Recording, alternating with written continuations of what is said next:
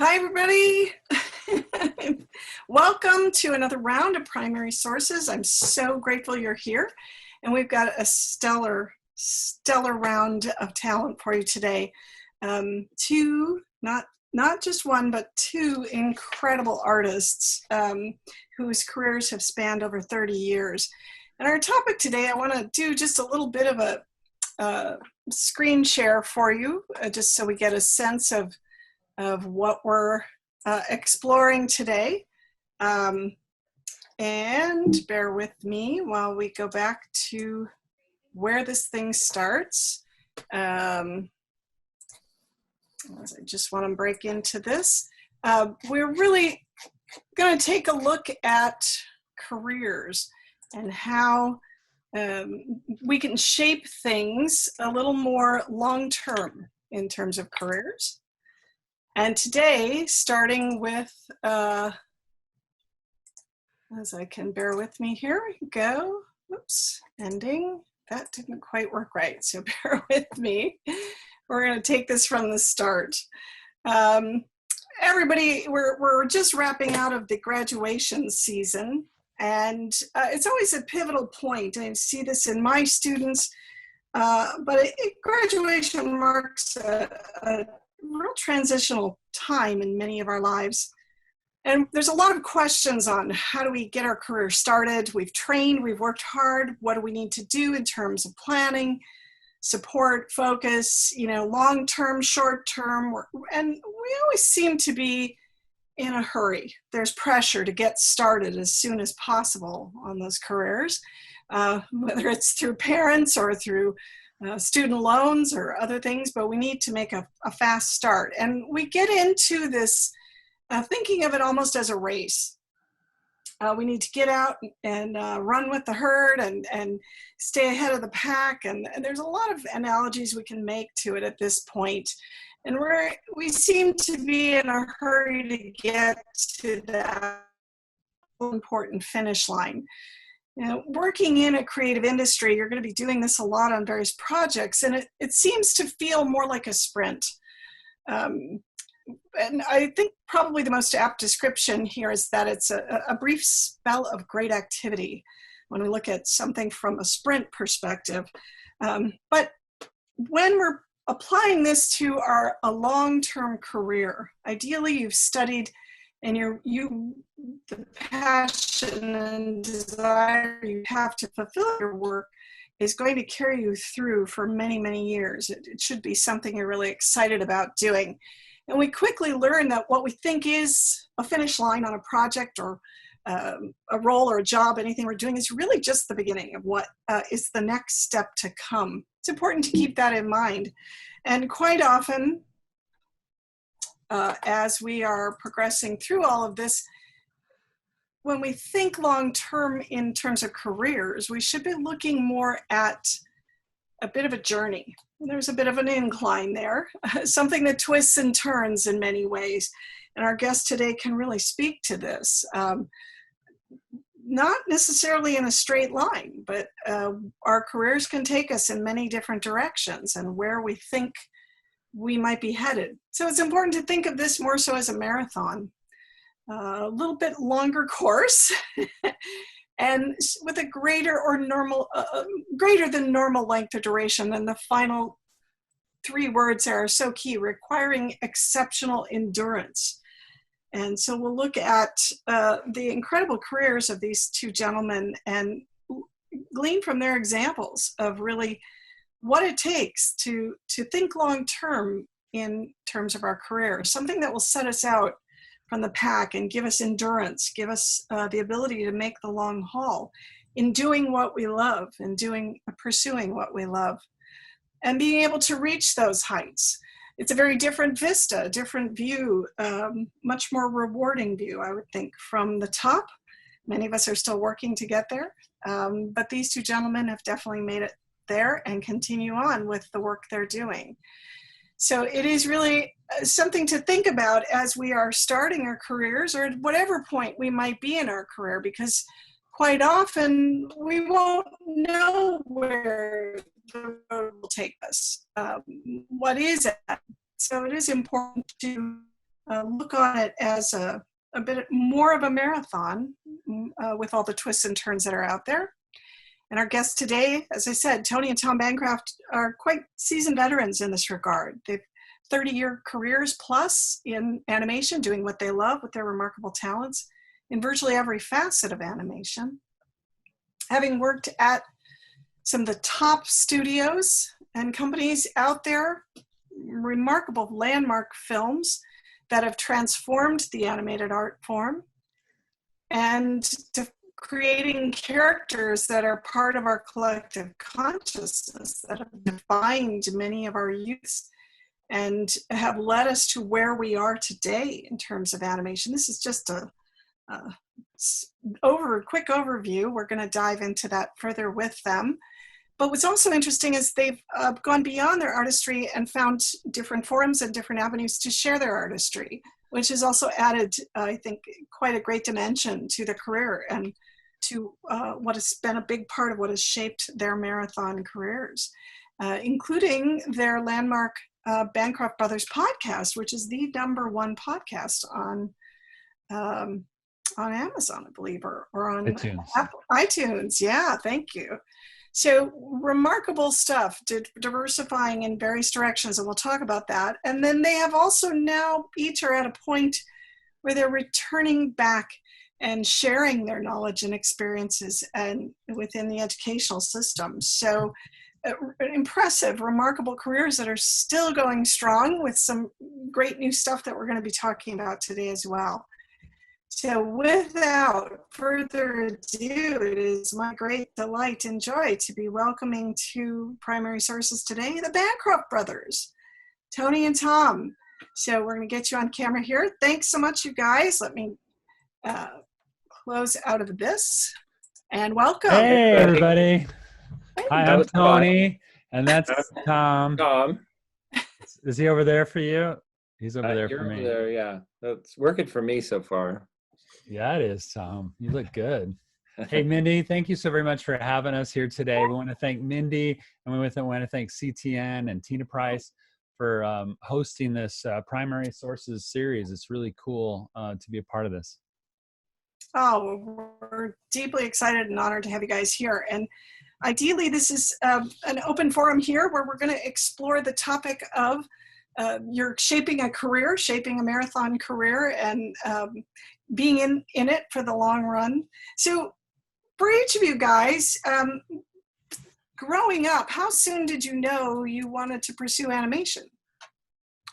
Yeah, I'll jump in, and thanks for having us, Mindy. I also want to throw in real quick that we did a podcast with Mindy on our podcast, and so check out that episode if you want to know more about her. She's an extremely talented author. You've seen a lot of her books if you're new to this. But yeah, we both got into it very early. So Tony and I were very competitive. We say this all the time when we were young, and we had Not a single anymore. mom. Not at all. Not anymore. That's totally gone away. That's a past thing. But we used to draw together all the time, and what we would draw was cartooning. I mean, it was just, that's what we were ultimately. We wanted to be a cartoonist. Animator came much later. Well, when I say much, it was just after high school. But our early influences were comic strips, Charles Schultz and some of those. Bill Watterson, Calvin and Hobbes. Bill Watterson later on. Yep. And then Mad Magazine was a huge one too. That was for our generation, pre-Star Wars. I think Mad Magazine helped to find a lot of cartoonists back in the day. Absolutely. So as kids growing up, when did you realize this was going to be a career for you? I think we just had a dream, I think, of drawing cartoons all day long. And it started from actually doing it as children, of course. And we were, and that was the thing that we were competitive about. Like Tom was saying, we were very competitive about our drawing, but in a helpful way, like iron sharpens iron. I think we were always pushing each other and going over each other's drawings. And Tom would ink a comic, or Tom would pencil a comic, and I would ink it, and we would switch off. And because comic strips is how we started. But for us, I don't think we ever had any other vision, to tell you the truth. We had a pathetic, passionate love for anime. Well, it started out comic strips, and then in City College time frame, it turned into animation. Once we realized we could actually make our drawings move and act, and we thought girls would like us for it. They never did, but we pursued it anyway. No, that didn't work out. No. But we both did get married. They just didn't like us for our drawing at all. Yeah. Well, so many other great facets about you. Have you guys always been kind of unified in what you did? Did you ever separate out as kids? Not as kids. We were in, what is it? Inseparable? That's not even the right word, is it? Inseparable. Yeah. Inseparabation. Yeah. We were inseparabatic when we were young. And so basically we did everything together. All of our likes, all of our diet was the same. We would go to the bathroom at the exact same time because we ate at the same time. We ate the same food at the same time. Yeah. So, if one of us had to go to the bathroom in the middle of the night, we'd wake the other guy up to go with us, whether he had to go or not. Well, that was mostly because we were afraid of the dark. But yeah, I mean, I think one of the only differences is that Tom, for a short period of time, Tom was more into Star Wars than I was, and I was into Close Encounters, and we were very competitive about those two films, which one was better. And actually, Tom was right. Star Wars. We all know which one won that. Star Wars is better, and I've turned to that side, the dark side of Tom. Were you guys dressed alike as kids? Very torturous. Yeah, there was a torturous era in our past where our every parent of twins, I think, goes through this where they gotta dress you up alike and put you out there, and Tom was Tommy at that time, so we were Tommy and Tony, and we looked like Tweedledum and Tweedledee. You know what, Mindy, if you don't mind, we have a couple photos from that. Bring them on. Let's see. Might be a good segue. Oh, you're going to show that, Tom? I'm going to show it. Hold on. Let me, do I screen share? Yes. Yeah, you got to screen share.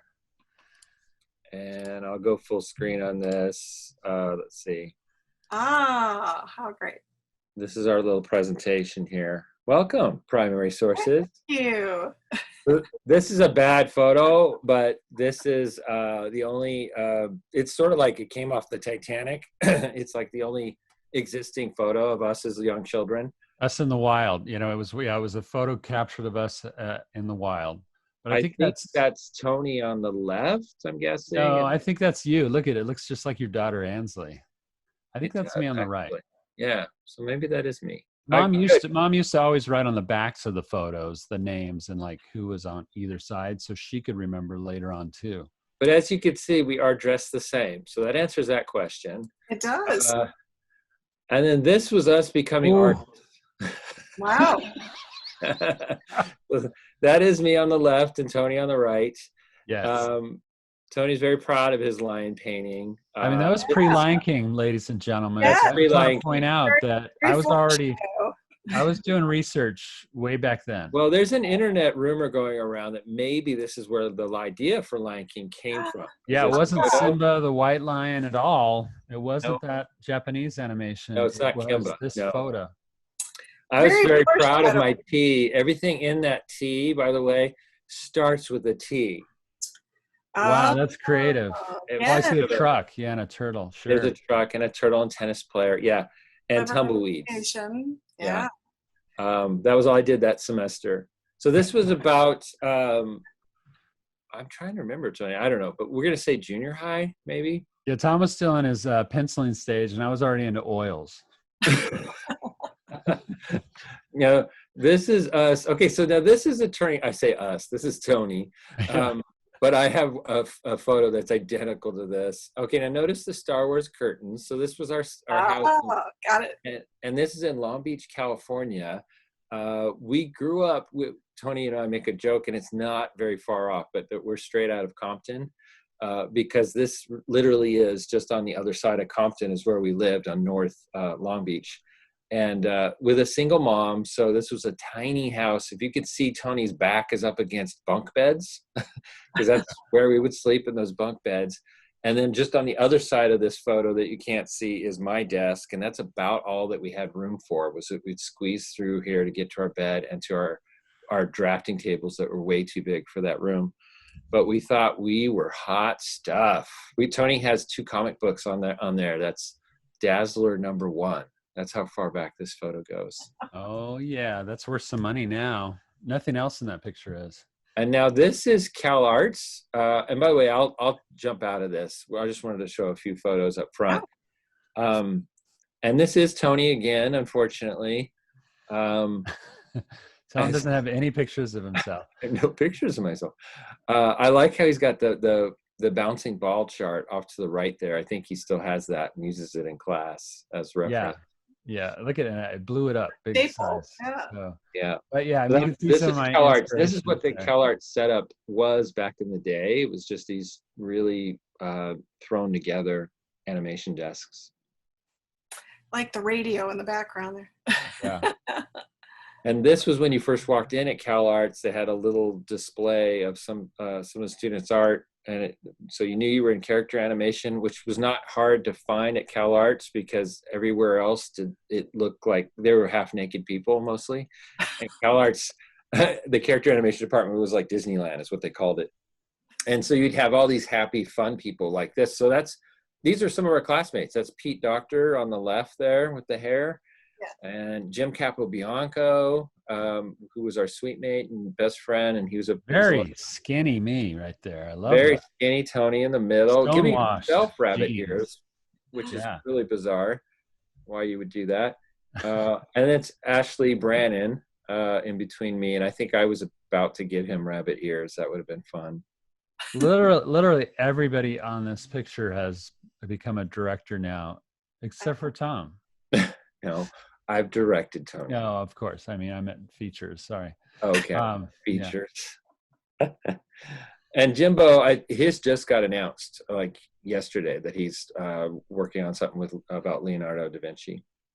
Very exciting. And then this might be a good one to stop for a moment, but yeah, maybe we should take a break here because this might need some explaining. So let's go back to Mindy. Brothers forever, right? So at about this time, when you guys were at CalArts, what were your career goals? What were you thinking at that point? What were your objectives? At CalArts, I mean, at that point we really wanted. This was a different time. So historically, let's go back a little bit. There was literally Cartoon Network was just starting up on the TV side, but it was really like Hanna-Barbera, and now it was turning into Cartoon Network. And there was students after us, like literally the year or two after us, that created all those first shows on Cartoon Network. But on the feature side, there was only Don Bluth Studios and Disney that were out doing features, obviously all 2D. There was no Pixar yet, although Pete Doctor, who you saw in our class, he graduated CalArts and was like employee number 4 or something of the new Pixar studios and started that up with John Lasseter. But for us, it was all about Disney. We weren't really Bluthians, didn't really want to go that way. We had our sights set on doing features at Disney. And thankfully, we got hired into an internship. We literally ran out of money. Could not afford that there was 2 of us going to CalArts, which is like the most expensive school in the universe, as I tell my students all the time. And so we largely, wanted to go to CalArts, but couldn't really afford it. Went for a year and a half and got hired into an internship that took us to Disney MGM Studios, Orlando, Florida. And then we were like Pete Doctor, we were like employees number 5 and 6 of that brand new studio in Florida. So, and you know what? I just want to back up Mindy just because he skipped over it. And this is more for the people listening, because I know you want to talk about, your career, and the ups and the downs. And so when we got into animation, this was in 1988, 89. It was as we were leaving CalArts and getting an internship at Disney. But the couple of years, like literally just the year before that, so the summer between our freshman and our sophomore year, it was the lowest of the low time in the animation industry. Both Tony and I were fortunate during that summer to get our first job in animation, which was being PAs, production assistants for Ralph Bakshi and he was doing the second season of Mighty Mouse, The New Adventures of Mighty Mouse, which was a really cool kind of hot show at the time. So we were like very fortunate and loved it. But what we were doing was just buying his cigarettes for him and getting his laundry done. It was grunt work. Okay. But what one of my jobs was to look through all the resumes that were coming in every day, resumes. And it was very, an eye-opener for a young kid. I was literally 20 years old at the time, to be looking through these veterans' resumes, and they're just my job was to like, if it like had anything like if the resume, I don't know, I can't remember what the drawback was, but if they hadn't had a job for 5 years, throw it away. So I was like looking at their last job that they had. Tom, I know, it's my job. And so like I'm ruining people's lives as I'm throwing them, and I'm literally thinking about this. And then I'm seeing all the jobs that they've had. These people have been in the industry for 10, 20 years at Ruby that point. Spears, Hanna-Barbera, a lot of the old. It was Deke. It was a lot of repetition of all these TV. And then meanwhile, Deke shut down that summer. I think that was the summer that it closed. There were many. Hanna-Barbera was just closing there. That's why we were getting so many resumes, is that Bakshi was one of the few games in town that was hiring.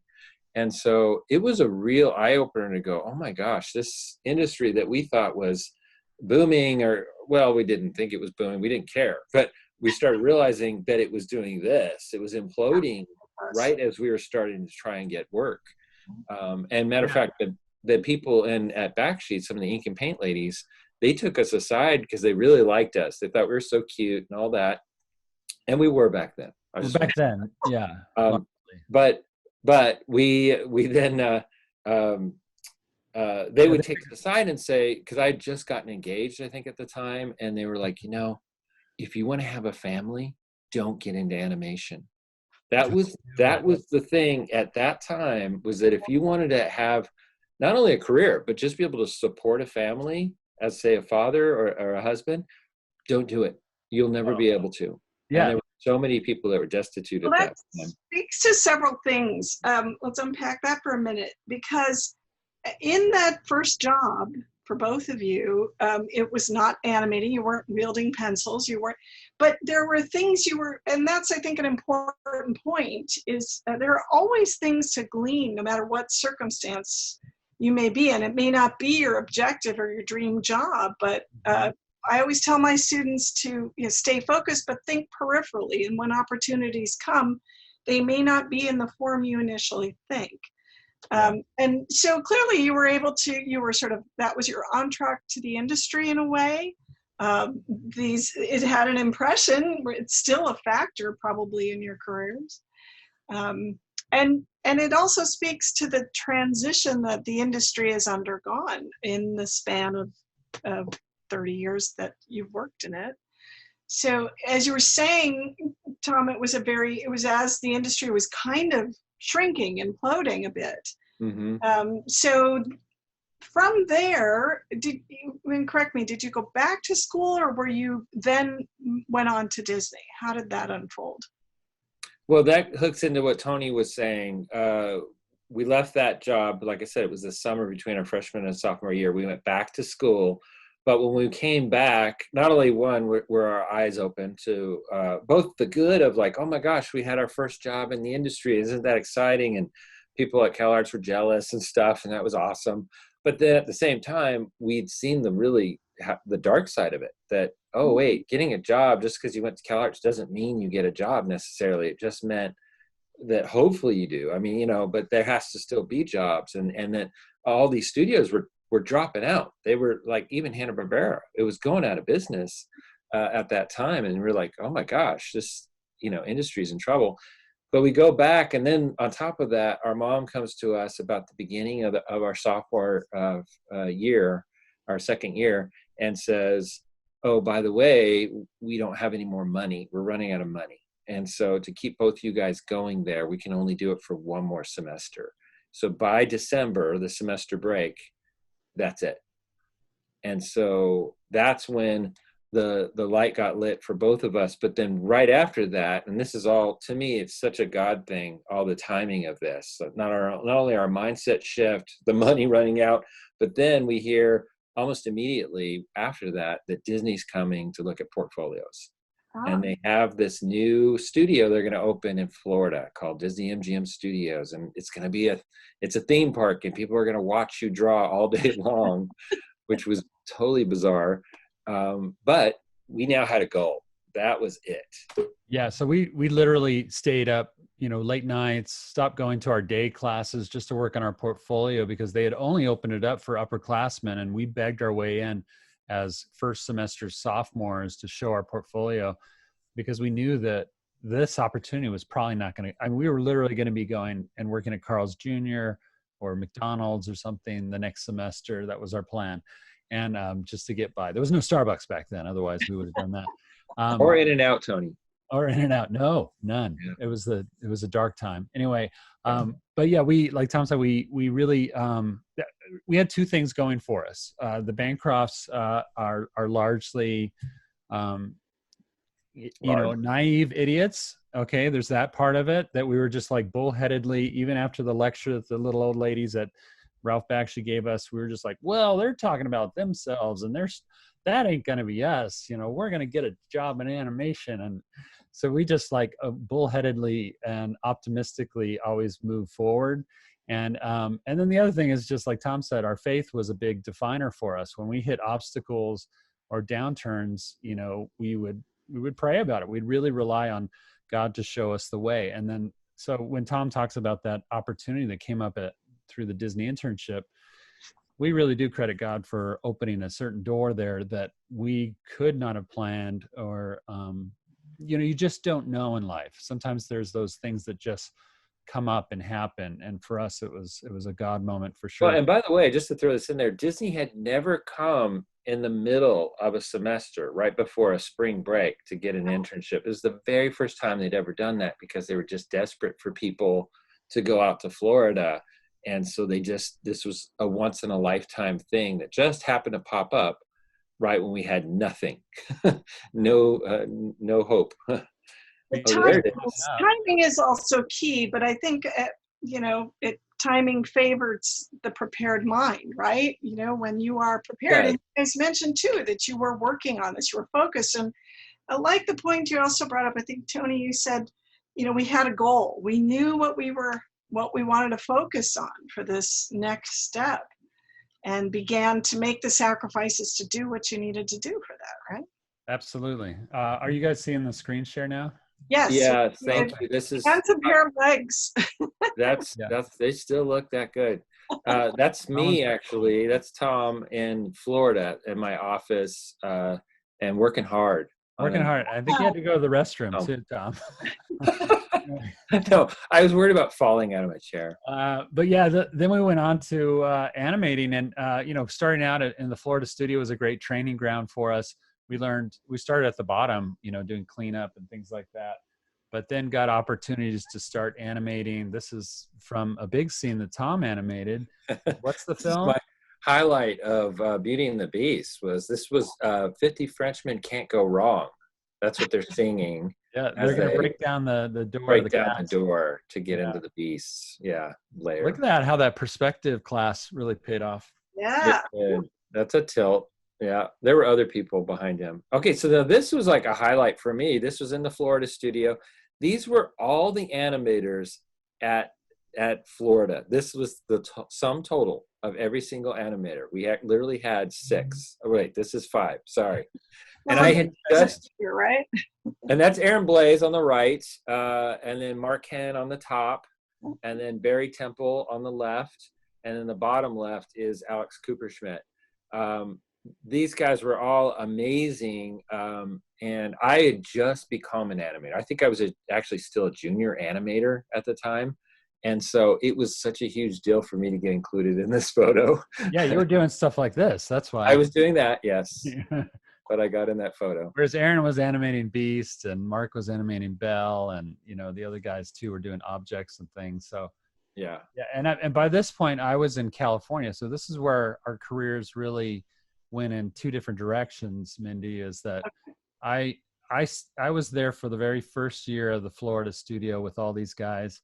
And then when an opportunity came up to animate, there was only one position that opened up, and that doggone guy right there with the long hair and the braces, Aaron Blaze, got that.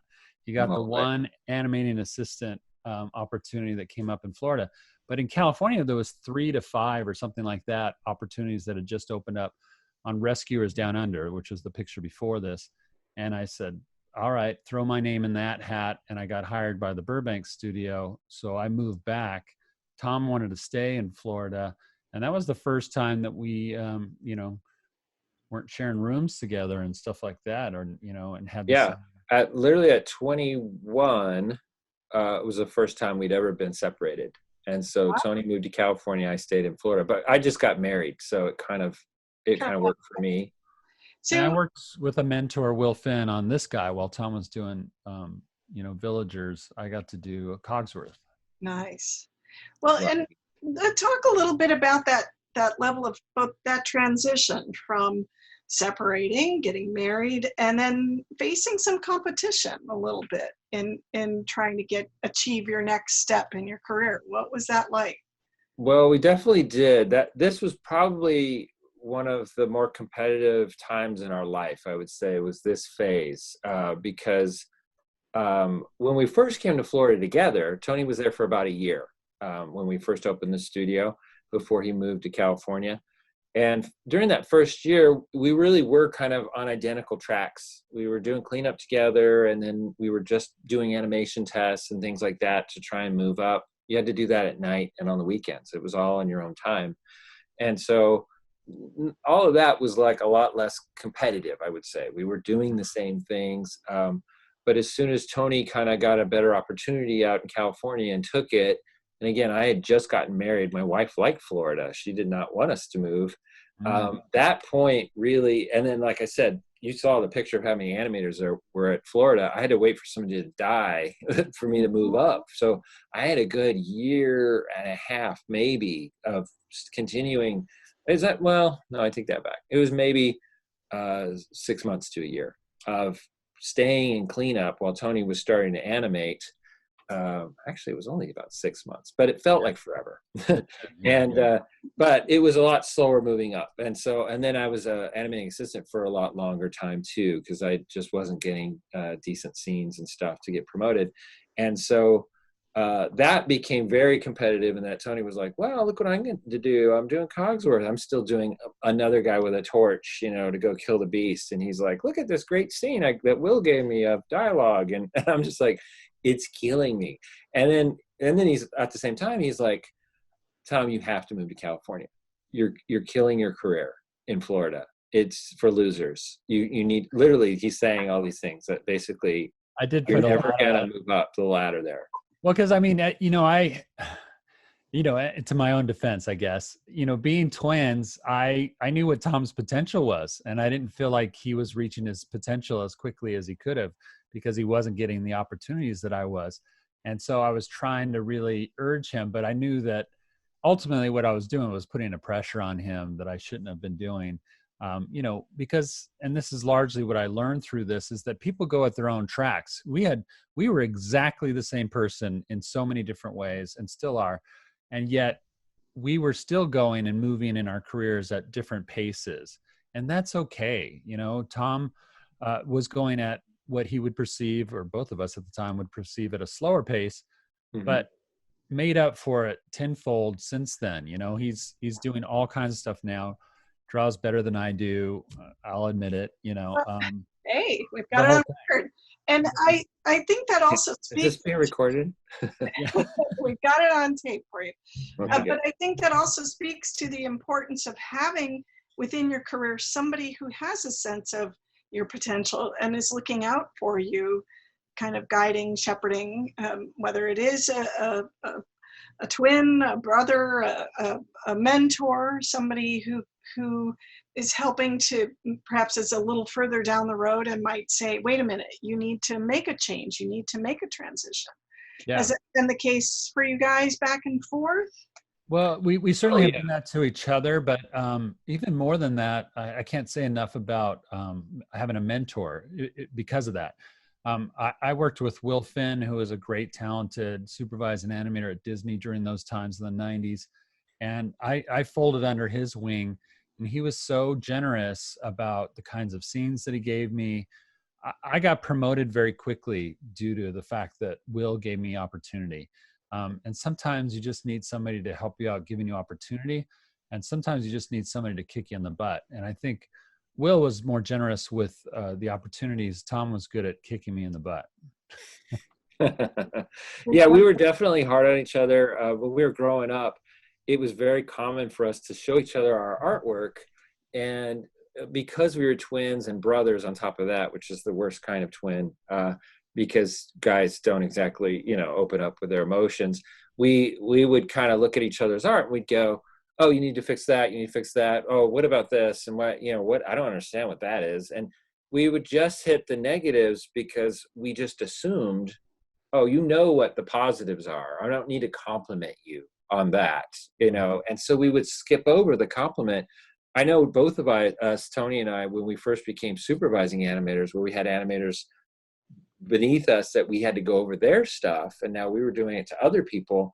I remember it was a sensitive moment because some of them would go, "Wow, you just hated everything I did." And I was like, no, I liked it. I just had a couple little tweaks. And they were like, "But you didn't say anything good." And I was like, "Oh, that's right. I need to start saying the good," because I didn't do that with Tony. I didn't have to. Well, And yeah, and we should apologize at this moment to any students that are watching this too, because all of our students. we probably still do that to a certain degree with our students. It's very easy just to fall into analyzing something for improvement and think that you're helping when largely all they're hearing is negative, negative, negative. So it is you do, there. That's the thing about animation is you have to develop one part thick skin and one part understanding, I guess, of where somebody is coming from too. Well, and the visualization that we got of that at Disney that I want to pass on to everybody listening is we heard right off the bat, we heard two things right off the bat when we went to Disney. And one was, there's always going to be somebody better than you here. Mm-hmm. And be thankful for that, because you don't want to be the best in the room, because then you're not learning.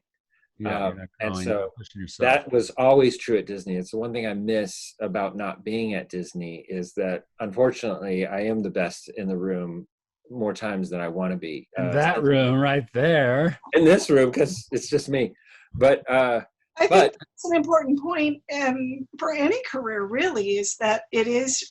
That was one of the biggest takeaways from my education leading into careers, were that you're always going to be learning. When you're green, you grow. When you're ripe, you rot, and you have to keep growing with it. And I think that's particularly in understanding the creative process, that growth is essential. It's key. It is.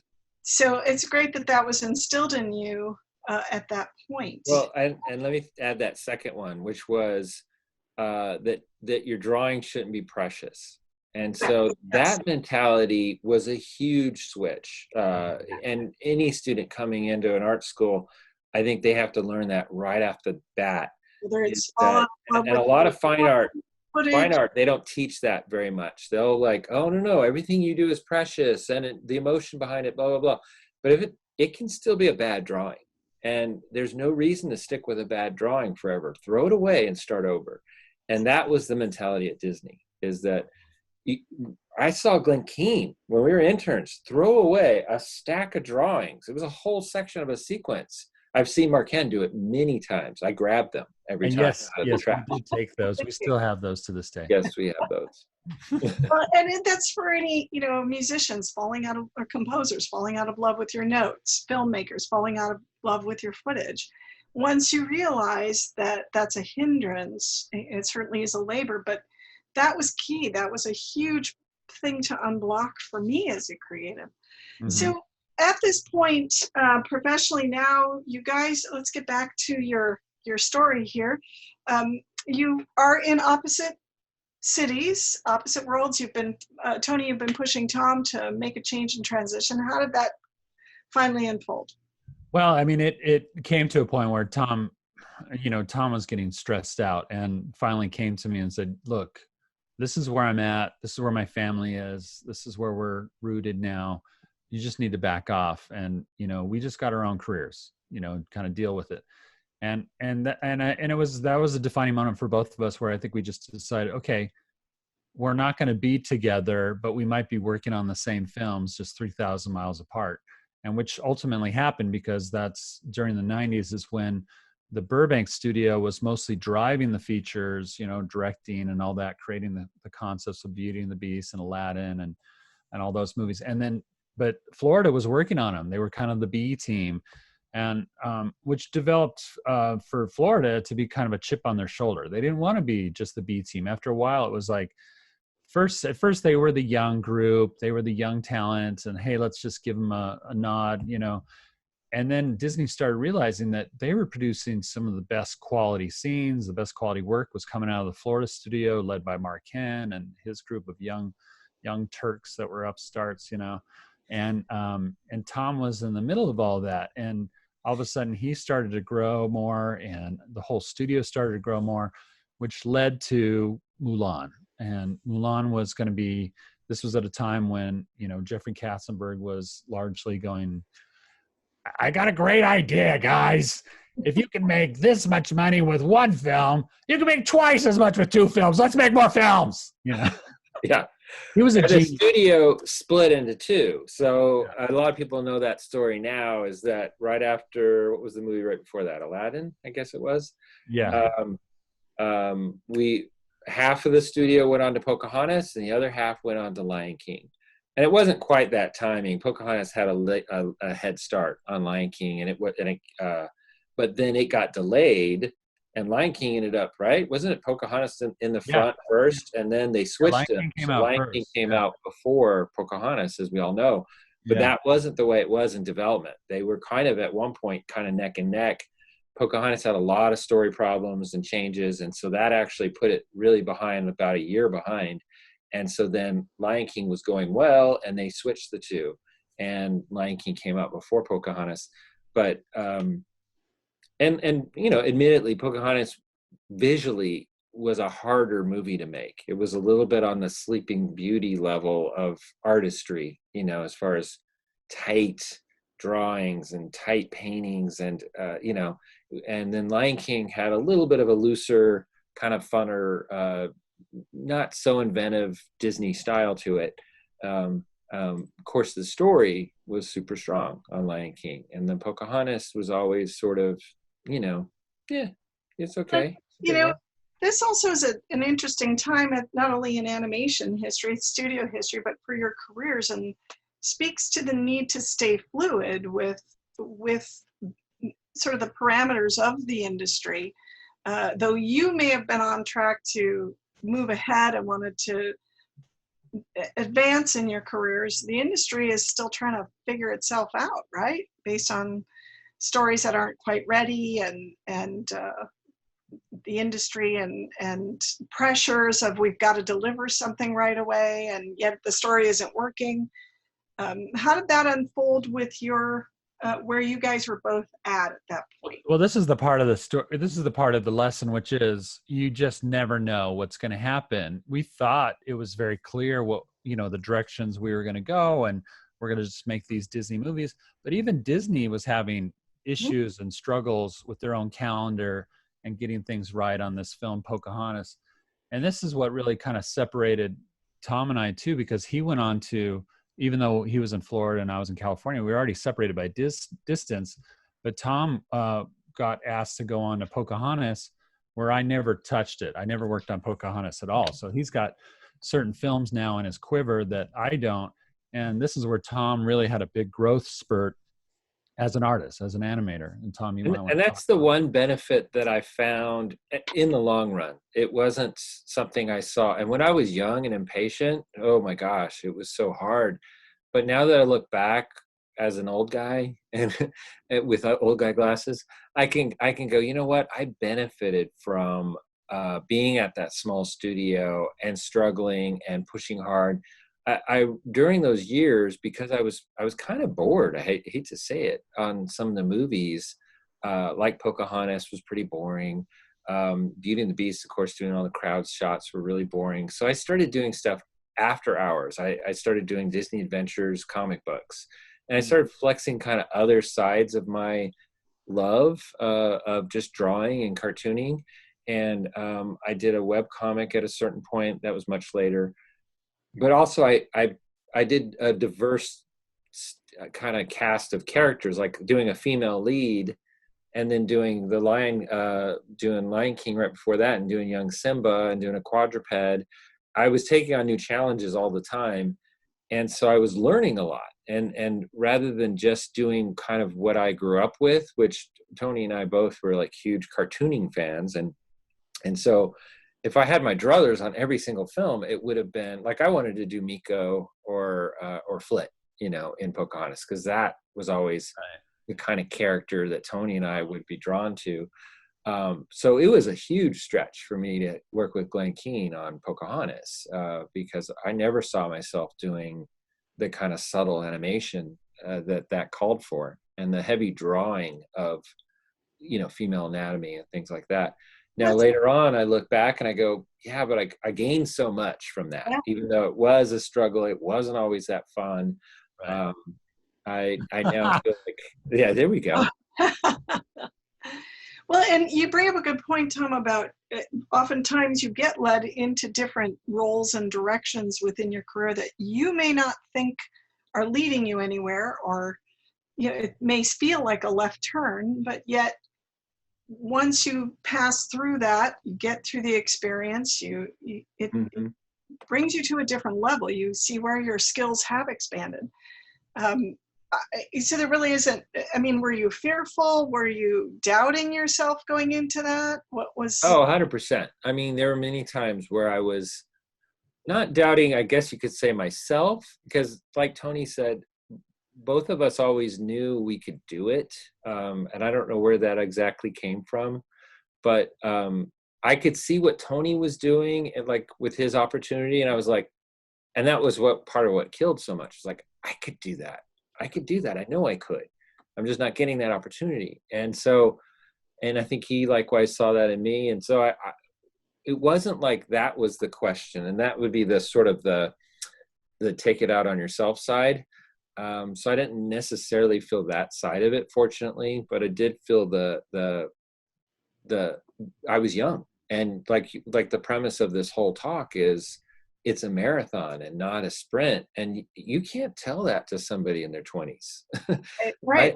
They'll go, yeah, that's nice, but still, I want this job tomorrow, or I want this opportunity tomorrow, and because I'm ready for it. And I felt ready.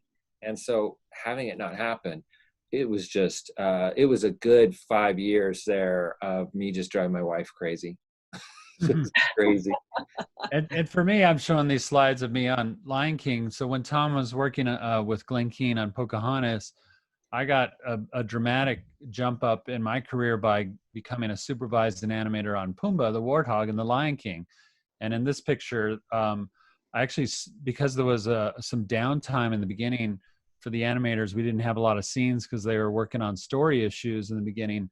We had a good 6 or 8 months where we were just kind of sitting around, and I asked to go into story for a little bit. And I did. For about 3 months, I did storyboards on the Lion King. I never got credited for it, but this is proof. This is me. And I shared an office with Brenda Chapman, who was the head of story. But that's Mike Suri in the lower right there. Now, I don't know if I could call this proof, because I don't see one storyboard there that's your drawing. That whole board that he's pointing at are all my drawings. That's not true. That's true. Is it? Yeah, those are my drawings. Awesome. Good for you. Anyway, so yeah, I did storyboards for a little bit, but ultimately became the supervising animator of Pumbaa and got to animate him, create the model sheets for the character.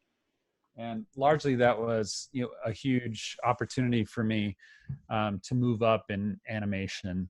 And that really kind of defined things for me, because what I didn't know, none of us knew at the time, was that Lion King went on to be this triumphant hit, and you can't predict that either. Sometimes you think you're working on what seems like kind of a dog, and then it comes out and it comes together nicely, and people just receive it for whatever reasons. And I mean, everybody knows the reasons now. It is a great story with great songs and all that.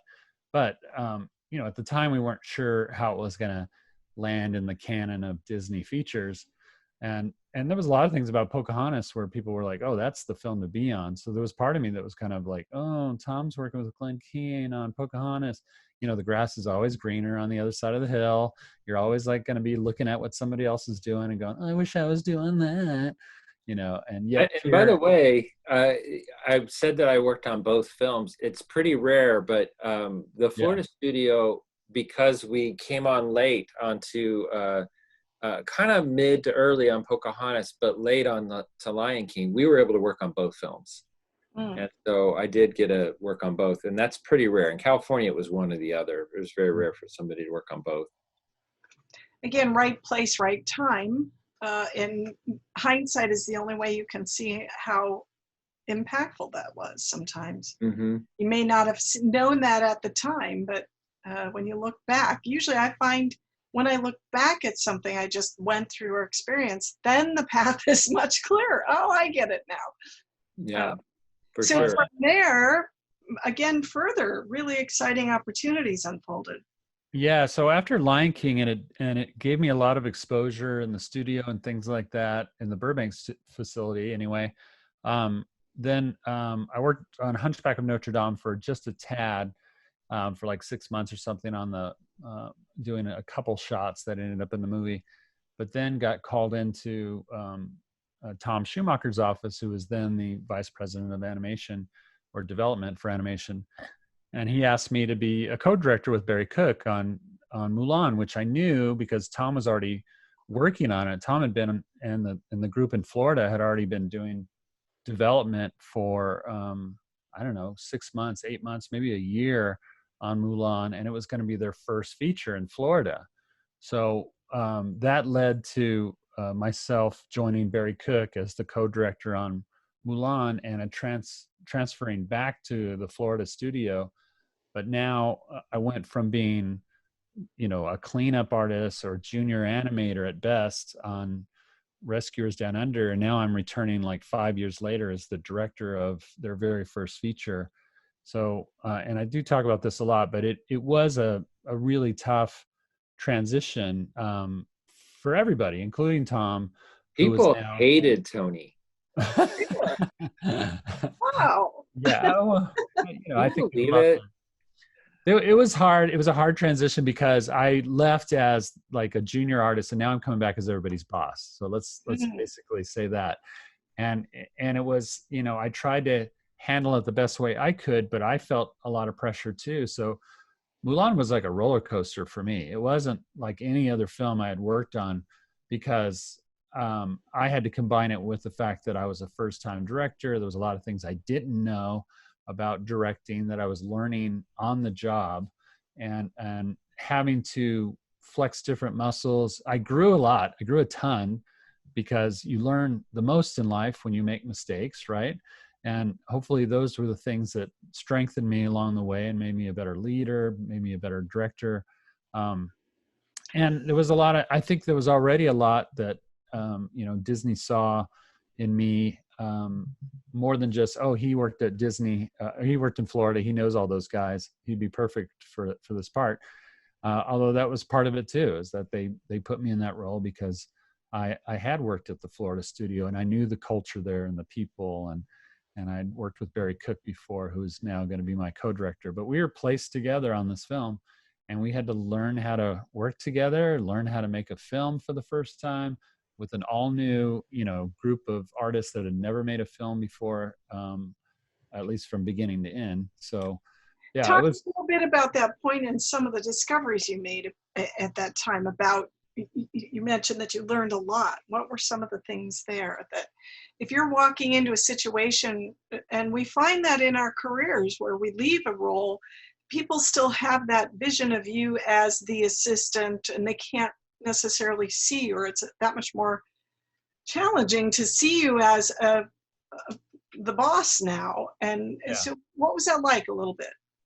Well, I learned very quickly that that respect isn't given to you just because you're given a job title. That respect has to be earned, and it took a while. I remember the first, really, I would say the first year that I was on Mulan was very stressful, very difficult, and I had to work hard to earn the respect of the story team, really everybody, all the artists, all the animators, artists that I knew already and had relationships as friends. Now I'm their boss and having to give them, notes and things like that, make them change their scenes. And then my twin brother too, who I was now his boss and had to work with on that level because we gave him the opportunity of being the supervised animator of Mushu on Mulan. So now I'm working with Tom again, which is great, but I'm also his boss now. And, you can't ignore the fact that there's nepotism going on, or at least that's how it certainly was seen by many people. So I just knew that he would do a great job with it because I felt strongly that I would do a good job with Mushu, so it was exactly the role that I would have taken or wanted. And so to give it to Tom was, really a no-brainer, I think. Well, and that's a tour de force performance in that film. Yeah. Thank you. Yeah, and so we would have do Milan, and I had my own kind of proving to do because I had come off of Pocahontas as just a animator. Of course, Glenn was the supervisor of Pocahontas, and I was one of 20 animators of her. To then all of a sudden being a supervising animator of what ended up being like the second biggest character in that movie. Mm-hmm. And that didn't happen either at Disney. Like that, you had to be a lead on a couple smaller characters before you get into like a major, starring role like that. And it was a big jump for me also. But I do remember Tony would often call me at lunch and he'd go, or just before lunch, and he'd go, "Hey, let's go to our secret place. I just need to vent." And so we would have our brother lunches from time to time when Tony just needed to kind of not talk to me as a boss, but as a brother and go, "These people are crazy." And, just vent, as far as like whatever was going on in the production for him. And we were good about it. Like we kept it quiet, I would just say, "Okay, it's just between us. I'm not going to share that with anybody." And you need to have that time to vent and have somebody to vent to that's close to the production. Your wife is going to hear about it too, but I'm going to get it, Yeah. And so we did have those times that were pretty special, I'd say, during Mulan. And I do my own kind of venting too. I had some problems here and there. Oh, that's me with Eddie Murphy. Oh, nice. Well, and that's a great point too. I think that's another tool to pack in your backpack as you're moving through this marathon of a career, is having a healthy forum to healthfully vent and to keep you on through humor, or that one friend or a spouse or loved one who can keep your perspective correct and help you to keep your balance at times. Sure. Really important. So did it get a little heady here working with top stars and the success of Mulan and getting the reactions that you guys did based on your work? Yeah, it was a heady time at Disney, period. Not just for Tony and I, but at Disney. The movies, ever since Lion King, of course, because this is Mulan a couple films later, where they were just making tons of money. And of course now, and it's a whole nother story, and a lot of people have heard this story, but that's when DreamWorks was starting up, was right after Lion King. And I remember getting a call on Pocahontas from Jeffrey Katzenberg right at my desk at Disney. He called me and like, "Hey, I'm coming into Florida. We're going to talk to some people and we'd love to have you work on our film," and that was right when they were just starting up on Prince of Egypt. Right. And so what ended up happening was, and this is a very short version of that, is everybody started lawyering up. All the animators, we were now being treated like at least B-cast celebrities. Yeah, we were like players in Hollywood all of a sudden. Yeah, like you would get mentions in a magazine sometimes. You would get, you would get opportunities that where Jeffrey Katzenberg would call you at your desk. You would get these, and Bonuses. money was the big thing, was that Mhm. we were all making the kind of money that none of us even dreamed. Because like I told you at the beginning of this, Tony and I didn't get in it for the money. We didn't get in it. We thought there was no money in it when we got into it. We thought we would be lucky just to have a job. And Yeah. here we were at this point where, and Tony and I both had gotten to at least a leadership role about that point, where we were at least, medium to high level players, Mhm. not the highest, of course, but enough that we could, get good offers and things like that. But there was a negative side to it. It was a dark side too that ended up killing the industry. Of course, was we all did make too much money. Everybody started, because DreamWorks was crazy. They were like, no, whatever you're making over there, we're going to double it. It was that kind of talk. And then Disney would come to you and go, we heard that you got a call from Jeffrey. How did you know that? And they would find things out. Oh, and there was gossip going around. There was people, every lunch was like animators saying, did you hear what this guy over here made? Or, oh, she went over to DreamWorks and you know what she negotiated? Oh my gosh, I got to get a lawyer. I got to, and it did. It became this pressure, this boiling pot of this can't last forever. Although at the time, when something's right in front of you, it seems like, oh, this is just how it's going to be now. Now we're players, and now, hey, we have this value, and it starts going to your head and like, hey, don't tell me I got to draw now too. What? I'm just making my money. It's crazy to say this, but I'm going to be bold and say that really the success of Lion King killed 2D animation. Mhm. It really did. Wow. Honestly, Tony, because that's a big was the beginning of the I love domino it. effect. You know what? I love that. Yes. I mean, that's a very sage. Well, it was the beginning of the domino effect. On That movie made so much money that trickled down. Now Disney, DreamWorks, everybody got into the business. Everybody started making 2D animated movies, and they made bad ones. And like, you can go off in so many different directions from Lion King to show how everything went bad. And it was the pursuit of money. Like, everybody wanted a lot of money, from the animators to the studio heads, of course. They were the worst at it. And now all the new studios popping up, but doing it cheap and fast. And so we just had this glut of a lot of bad 2D movies for a while there. Well, they were very expensive because now they're paying. They were really expensive. Yeah. So the budgets were going up and they couldn't sustain that kind of profit. They're not all going to make Lion King dollars when they come out in the theaters. It's not realistic. Yeah. But the studio heads had this expectation that each one's going to make more and more and more, because we had seen that already through the 90s. Each movie Disney produced made more and more and more. They thought, I don't know why, but they thought that was going to continue, and we just need to get the right talent and the right staff in place and hold on to them and just churn that butter, man. And so, yeah, it was a different time. But for me, let me go back to the slide real quick. It was also a time after I finished Mulan where things kind of stopped. It was kind of weird because before that, directors were coming off films like, and making deals to go into live action, but there was something going on at Disney and I couldn't figure it out. I was up in development for a good 6 months, and finally I got so bored of coming up with concepts and pitching them to the executives and being turned down all the time that I asked if I could go back in animation. I just really had an itch to go back into animation. So that led to, why isn't this turning?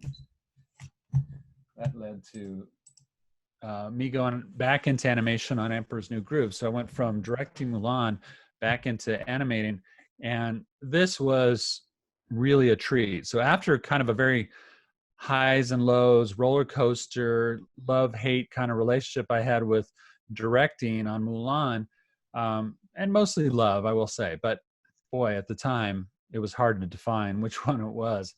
But after that, to go back and just shut the door and draw and animate, like the love that first love that I had for drawing and animating on a character like Kronk in Emperor's New Groove was so wonderful. I can't say enough. Did you feel that directing was a bit of a, where it seemed appealing, it was a bit of a mirage in a way?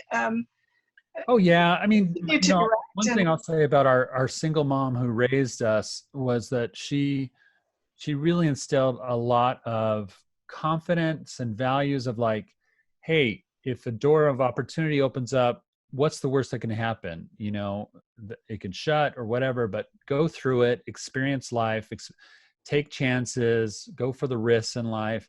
And so when Mulan came about, you know, both Tom and I were raised with, you know, have ambition, you know, which isn't a bad thing.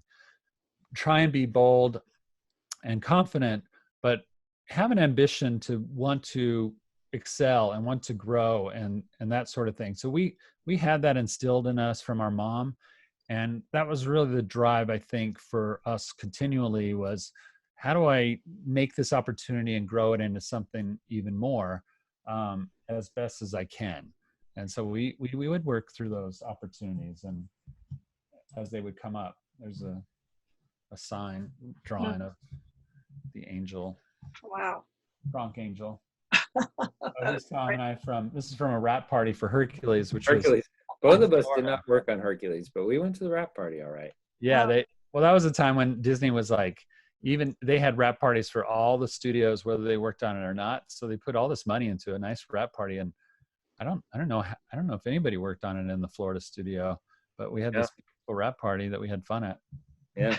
It was good times. That's me on the right and Tony on the left. Yeah, Hades, you can see that Hades likes me because I was a director and wants to kill Tom.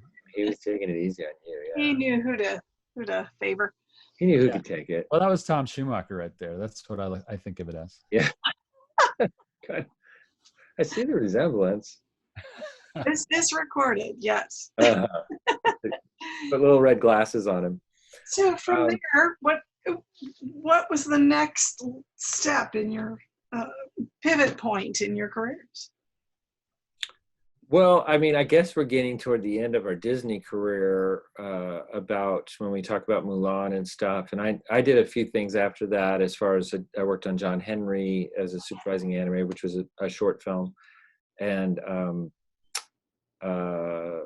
I filmed this thing that I didn't think much of. It was one of the last things I did at Disney. Was I filmed this attraction thing, and it was called Drawn to Animation.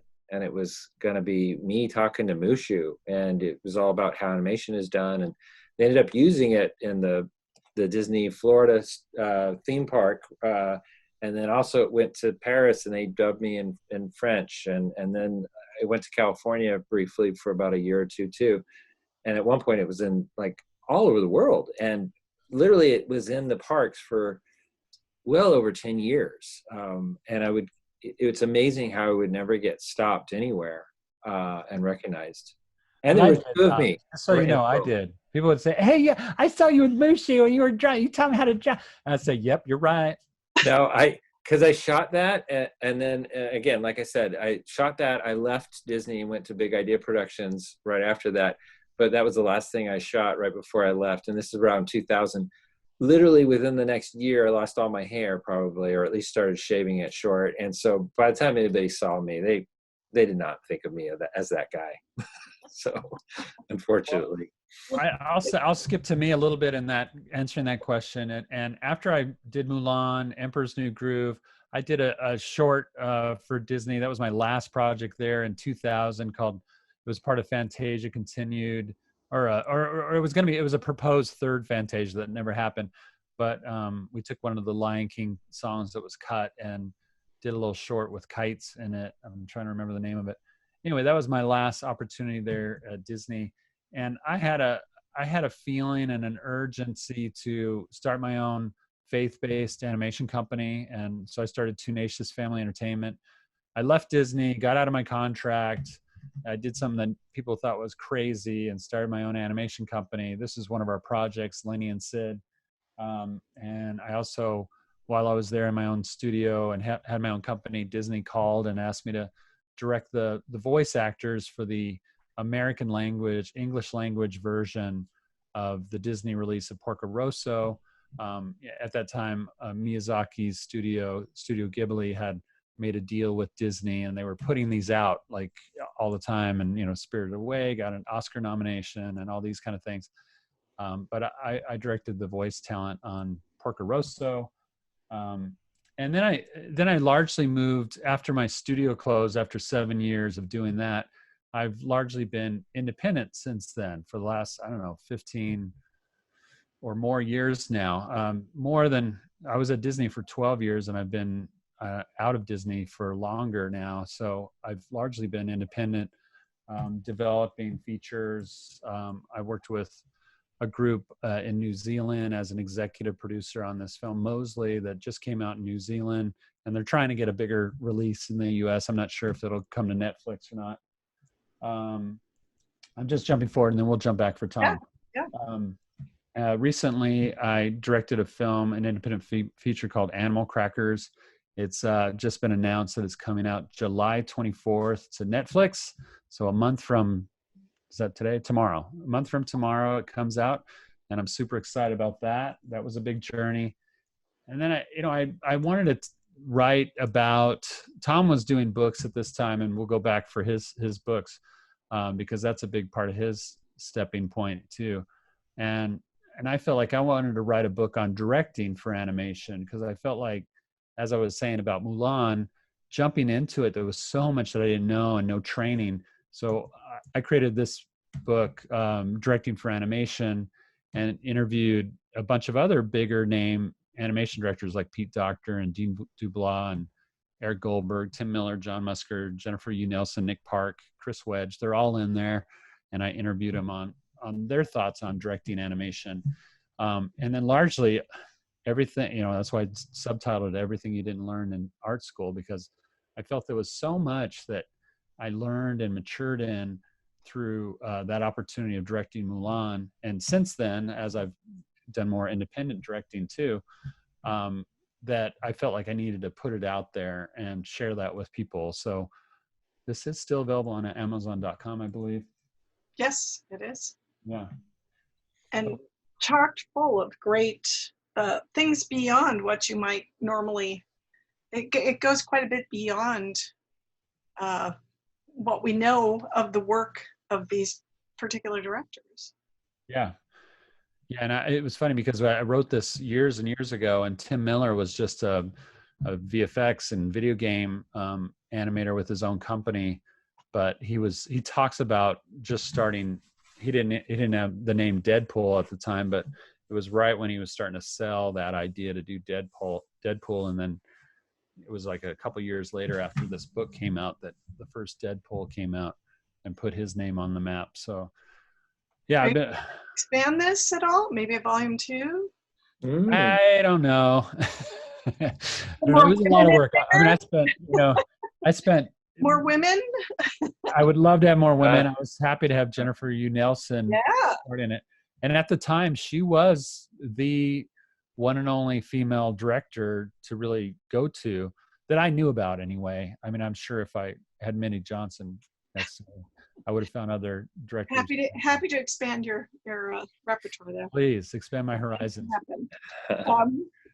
So you're continued working with other books and other projects. Animal Crackers is on the horizon, which definitely everyone mark your calendar for that, July 24th. Yeah. And we've got an extra bonus piece. You did a panel event at CTN a couple of years ago, so that's up and available. We'll hopefully get links sent to you so folks can take a look at that. Now, Tom, your career post Disney, when again you guys were off on different tracks at this point. Yeah, and so when Tony went and started Tenacious, I simultaneously left Disney almost for the same motivations, following my heart, and I went to Big Idea Productions, the maker of VeggieTales. And so I became a director over there and directed, I don't know, about 6 different episodes for them from 321 Penguins, but also I created the Larry Boy 2D animated series there and was the director and the kind of art director for it too. And that was very rewarding. It didn't last long. It was about 2.5 years. And unfortunately, we did a lot in that short amount of time. I worked on the very first feature, Jonah, and then did about 4 or 5 episodes of this Larry Boy show. And then later, with my own company, which I started after that, called Funny Pages Productions, they became our #1 client, and helped them on their second feature film, and then directed 321 Penguins episodes. So very busy with that for a few years. Meantime, that's what Tony has up here, is this, these are some of my books that I've been involved in. Opposite Forces was a graphic novel. Tony, I think you're showing the preview page, by the way, not the actual slideshow. Oh, really? This whole time? Yeah. Thank you for telling me. Yeah. Give it So, away, visual secrets here. yeah, know what's coming. But the Opposite Forces was a graphic novel that I wrote and illustrated and did it as a Kickstarter later on. I self-published it first and then to comic shops, and then so I was kind of doing a lot of different things for the last, as Tony said, about 15 years. I've been extremely busy with freelance, and then also my own company, and then also side projects, which was like Opposite Forces, and then later on, well, when I first left Disney, actually, backing up, it was that first book on character design. So creating characters with personality. There you go. No. Still the same. Still the same, but that's okay. So creating characters with personality is that yellow one there on the left. And that was my first book on character design, and actually was the first book pretty much on character design that was released. So that's still out there and has been sold. It's been pretty successful for me in that it's been used at art schools all around the world and been translated into about 6 or 7 different languages. And then Character Mentor was my second book. It was a character design follow-up through Focal Press, and that's done really well too. And then there's this really bizarre one called The Coolest Jobs on the Planet, Animator. And it's literally my story of becoming an animator at Disney and just talking about in general what the job of an animator is, but using me as the example. And so I got to be on the cover, which is... And that was like a series of different jobs, right? Yeah, like coolest job on the planet, a fireman. You know, it was like they're for kids, right? Kids, yeah. Yeah. Not a bad cover to be a part of. So let me ask this for both of you. Taking that leap into your own companies, we quickly glossed there, but that's a big step. Working independently and then starting your own independent companies. What are some of the challenges there? Is this a place you ever thought you'd land? No, I would say, I think Tony and I think I could speak for Tony. Both of us thought we would be at Disney for our whole career. Sure. We were right on the verge of that generation that's what they did. They went to Disney and they stayed there. And that when we were at CalArts, that's what we would hear about the 9 Old Men, and many of the people that were our instructors had been there for 20 years or longer. And to us, that was a career. 20 years, gosh, that's your whole life, isn't it? And so to us, we just thought that would be where we would be. And the irony is that Tony and I both left Disney of our own accord. We ended up quitting. I was about to start on Lilo and Stitch. I was going to be a supervising animator on Lilo and Stitch when I left. And I gave up that job, just like Tony said, he gave up some opportunities at Disney too, to pursue what we wanted to pursue. And then both of us had kind of a lull. We thought we left for a certain purpose, me to work at Big Idea, Tony to have Tenacious, and both of those things didn't really work out. It was a bad time to get into Christian videos, apparently. And that whole thing was kind of imploding.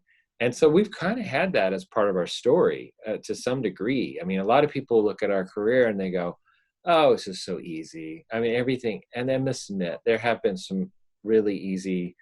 Tony had opportunities throughout our career where we were like the youngest people to do that job and things like that, especially early on.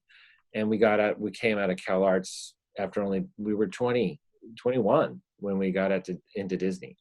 And so, yeah, it was really easy. We tried for CalArts. We got in our first time. And now that would never happen today. I know that. But we were not near good enough to get into CalArts today.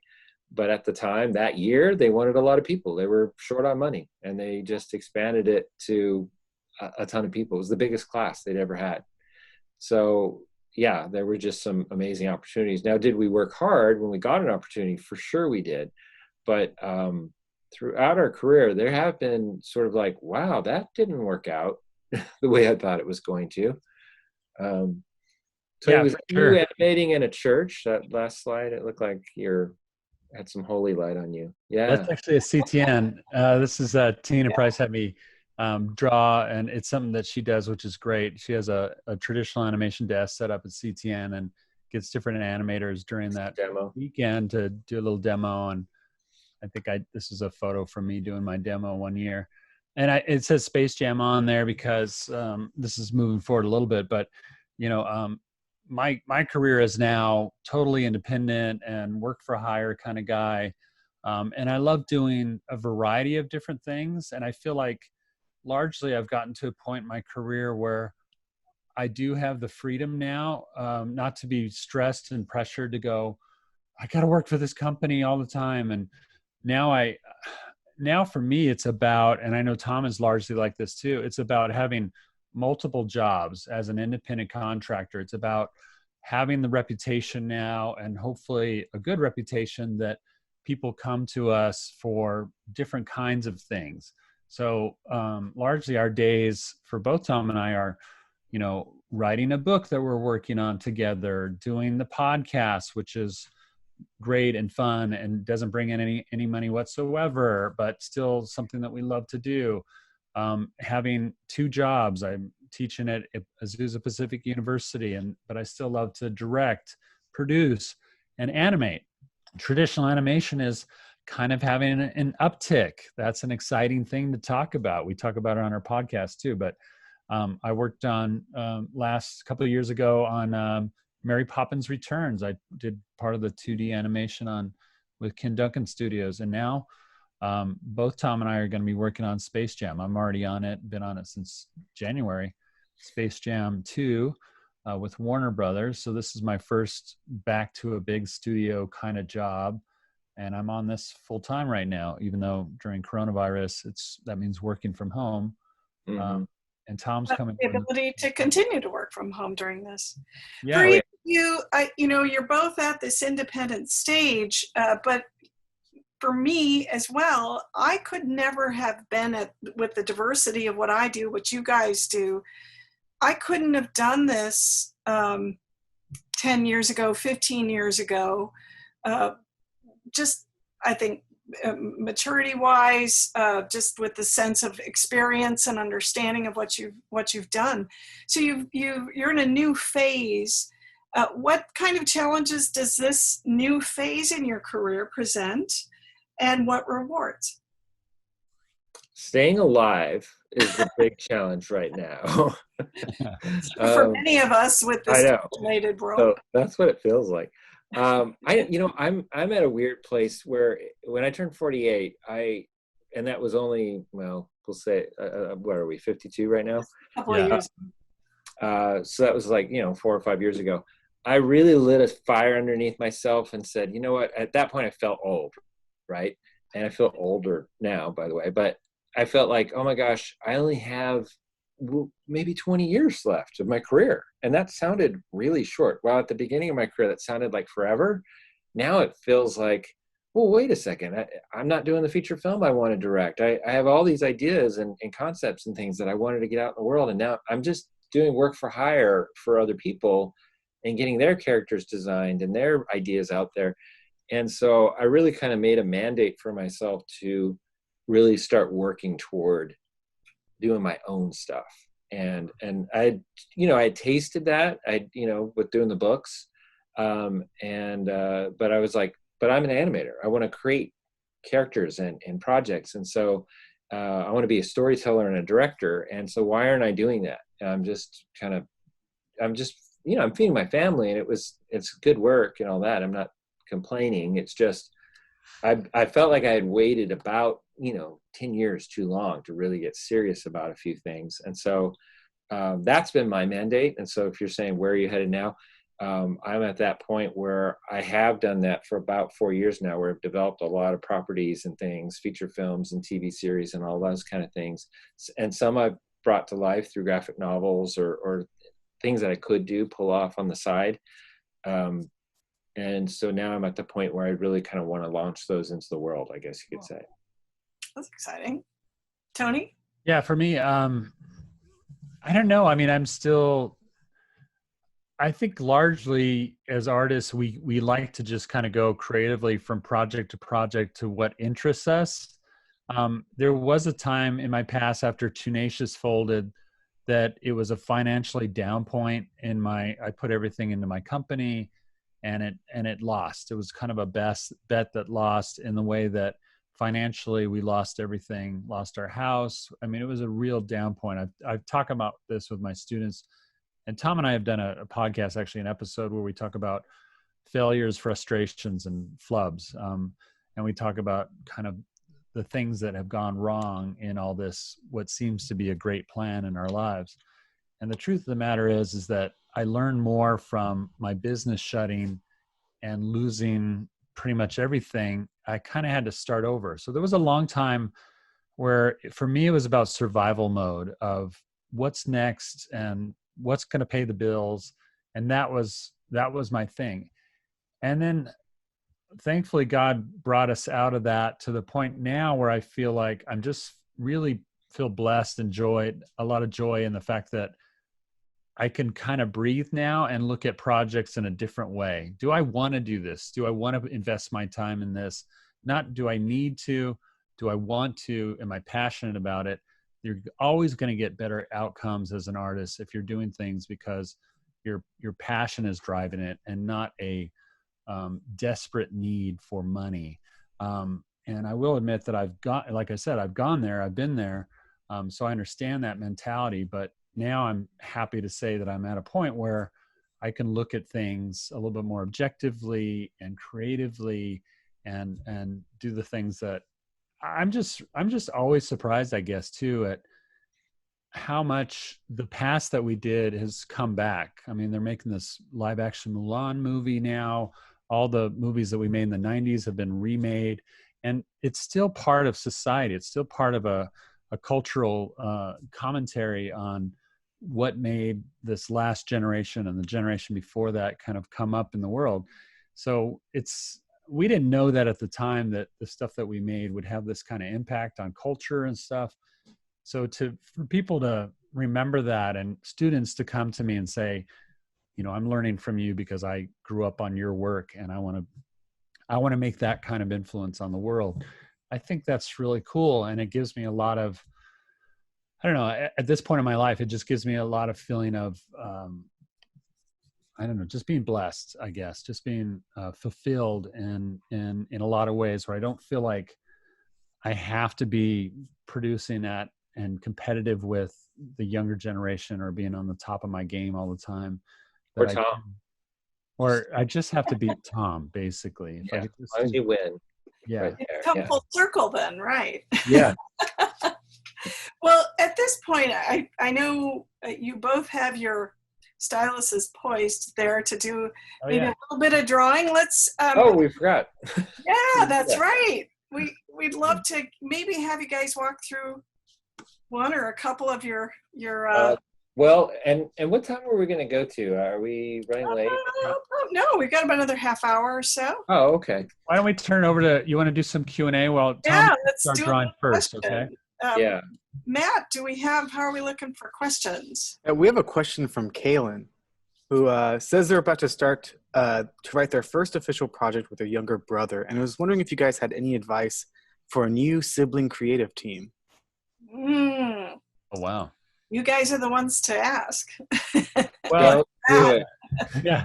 It's. I will say it's always hard working with family members. You know, there's an old saying, "Never work with family members." I think that is the same. And children. Dogs, kids and animals.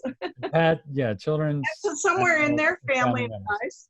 And that's largely because what we do is a very personal thing. It's where our passion resides. So it's hard not to take that home with you, especially if you're working from home with your sibling. So I would just say it's because you guys are in the family together, and that's the most important thing. You don't want to lose that relationship.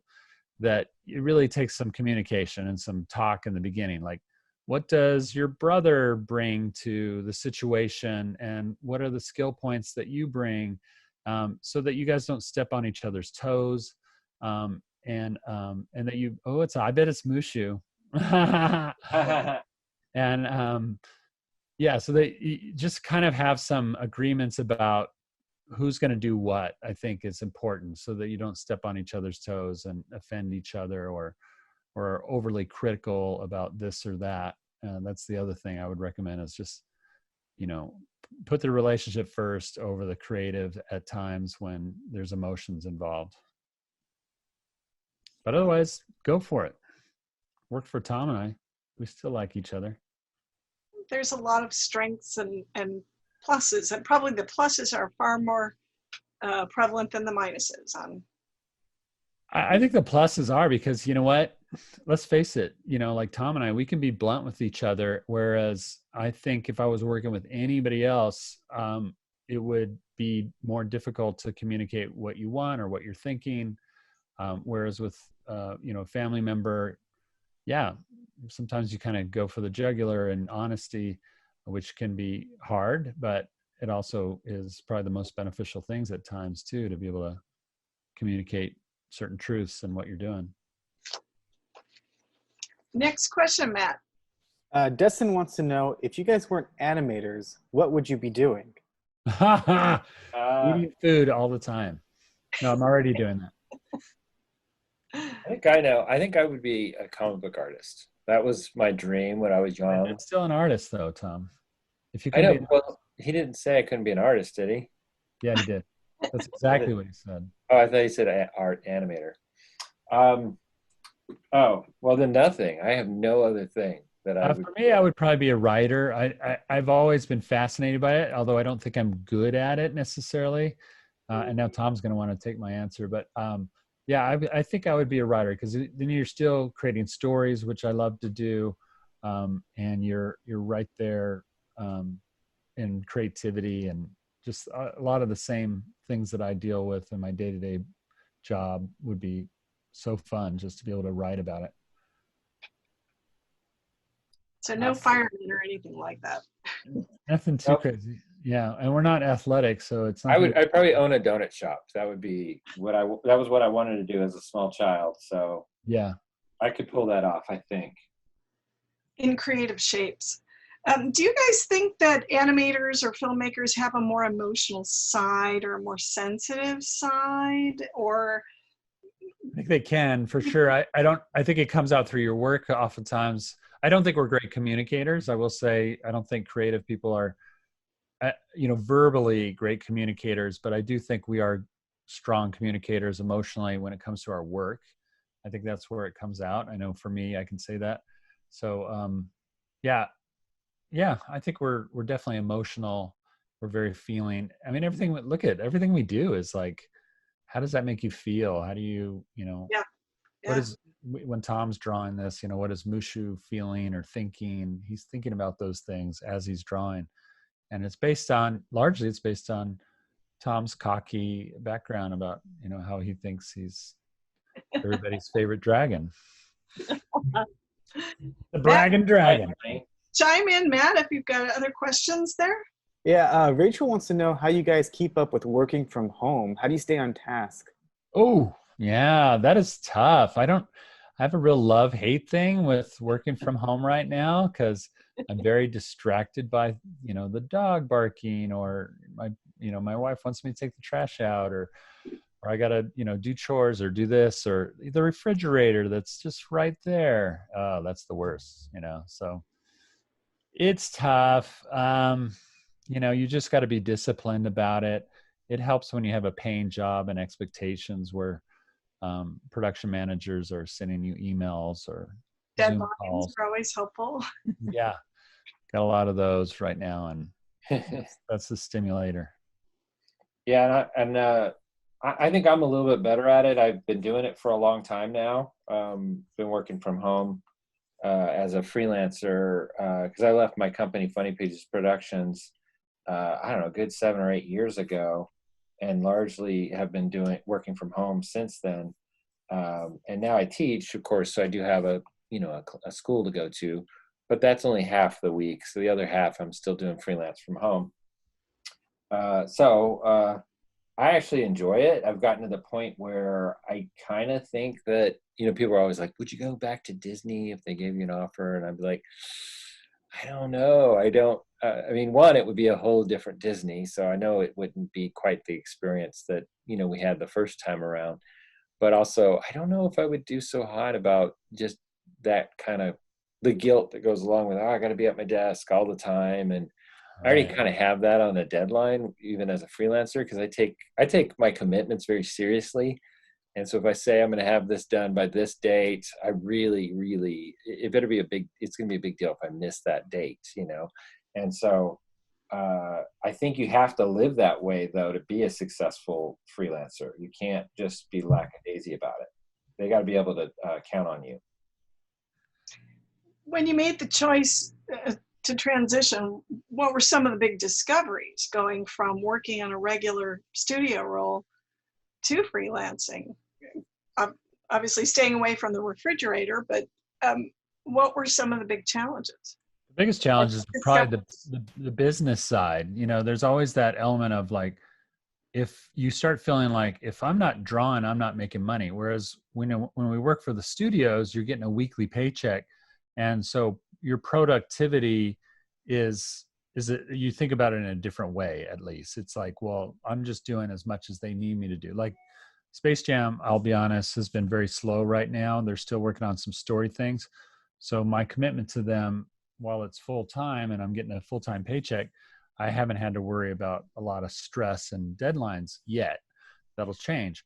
But when you're freelancing at home, you're only as good as the job that you currently have. So you're always looking ahead, for one, at what's next and what do I have coming down the pipeline, because I got those bills that don't stop coming. And you're balancing that with, okay, and I got to get this thing done and approved so I can invoice and get the paycheck for right now. It's just, you have to really think about the business side of it a lot more when you're freelance than working at a studio. That can be a real bummer, or it could be exciting for you because, like Tom's had times I know where he's had, pretty light loads of freelance, but they're bringing in a lot of money. And so you could be like, this is something that wouldn't happen if I was in a studio, and I'm working on projects that I would never do in a studio. And this is a lot of fun because it's a challenge creatively. So there's obviously good sides to it on the creative side, but and time management side, but there's also some scary business things that you have to deal with on a day-to-day basis. It's a real up and down. There's no doubt about it. Yeah. A lot of juggling. It is. Yeah. Any questions? Yeah, we got a portfolio question from Ethan, who wants to know if it's better to focus on one thing and try to be the best at it, or should you try to extend your horizons so you can be a jack of all trades? Now, that's a really good question. It's Ethan, right? Tony, you could start drawing. Well, Yeah, start this. It's hard because the beginning of your career, I think you kind of, you're told to do two things. Some people will look at your portfolio and go, oh, no. You have to be more focused on a certain area. And Tony, that's already drawn. What are you seeing? Are you seeing my... We're seeing your power. There we go. Your Pumbaa drawings. Yeah, this is from an earlier thing I did. I didn't want to have it blank when I first brought it up. Oh, okay.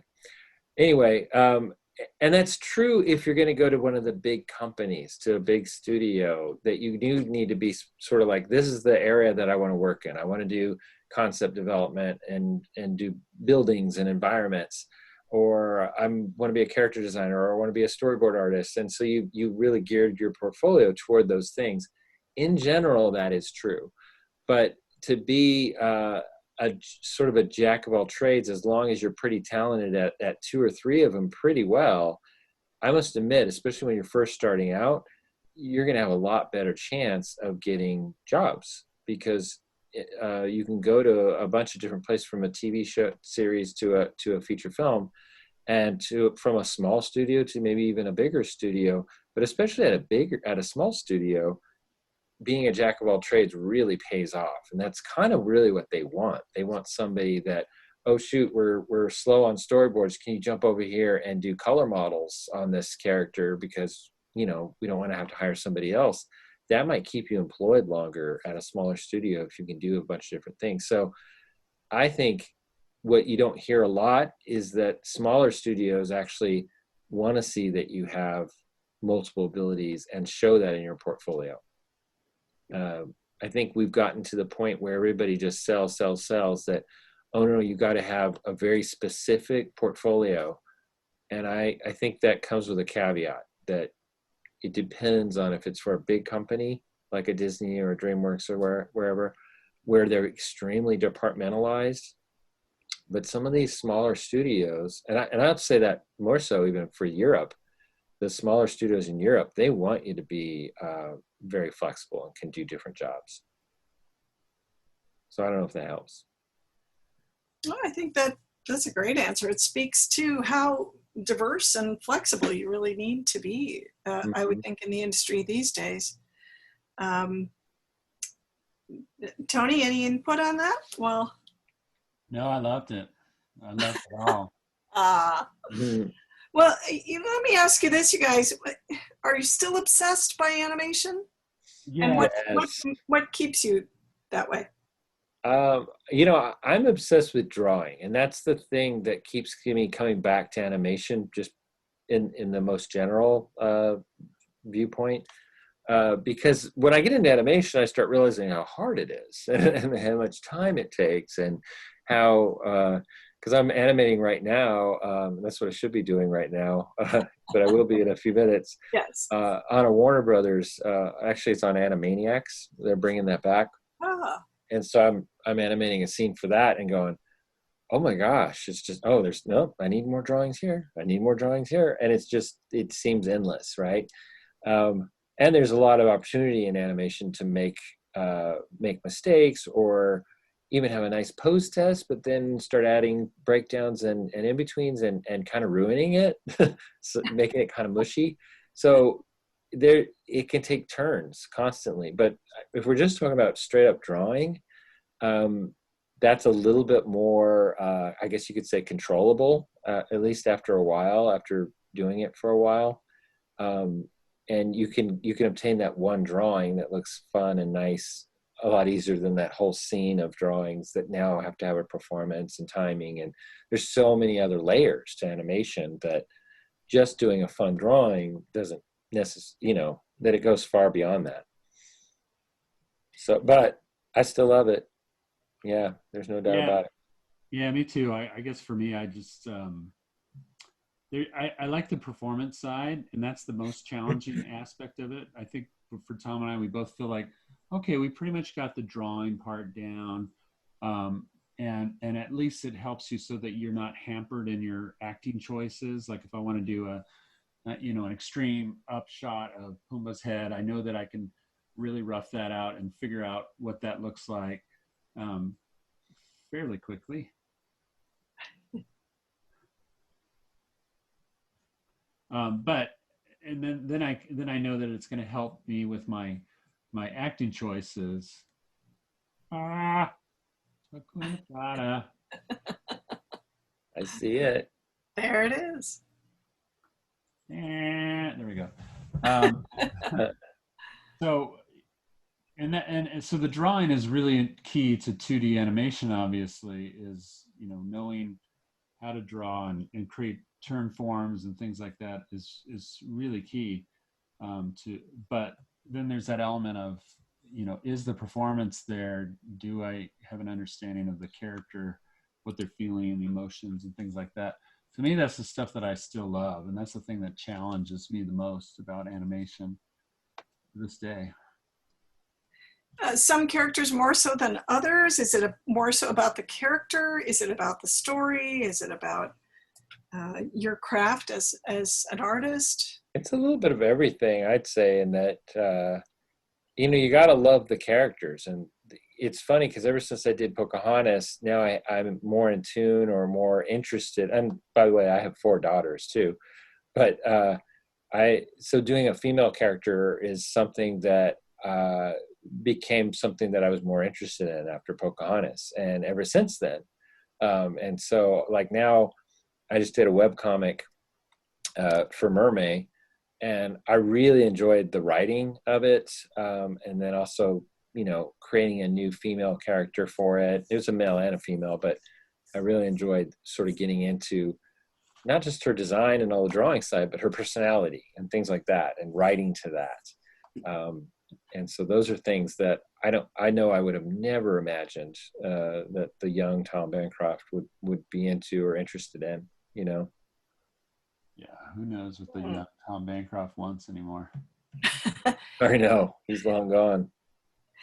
Well, and that's a good point. I think as we evolve as humans, our objectives, our goals, our